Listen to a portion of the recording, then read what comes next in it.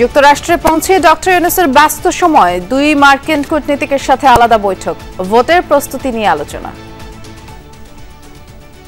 আমরা একটা free, fair and peaceful election একটা হবে সেই বিষয়ে বলেছেন এবং ইউএস অফিসিয়ালদের তরফ থেকে বলা হয়েছে যে তারা সব ধরনের সাপোর্ট বাংলাদেশকে দিবে।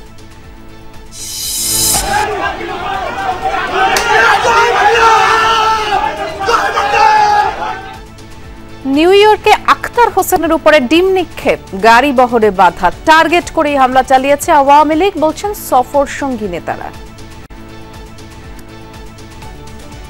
কারো ভাঙ্গা ডিমে আমাদের কিছু যায় আসে। হাই কমিশনের ম্যানেজমেন্ট ব্যর্থতা, এটা তো কোনো সন্দেহ। যারা দেশ থেকে বিতাড়িত হয়েছে, যখন পালিয়ে অন্যখানে আছে, মানে এদের কাছ থেকে এগুলা এক্সপেক্টেড।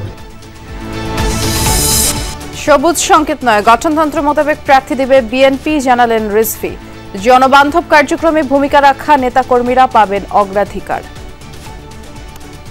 যারা মিথ্যাচার করে বিএনপিকে নানা তকমা লাগানোর অপচেষ্টা করছে, তারাই কিছু গণমাধ্যমকে ব্যবহার করে বিএনপির নামে অসত্য সংবাদ পরিবেশন করছে।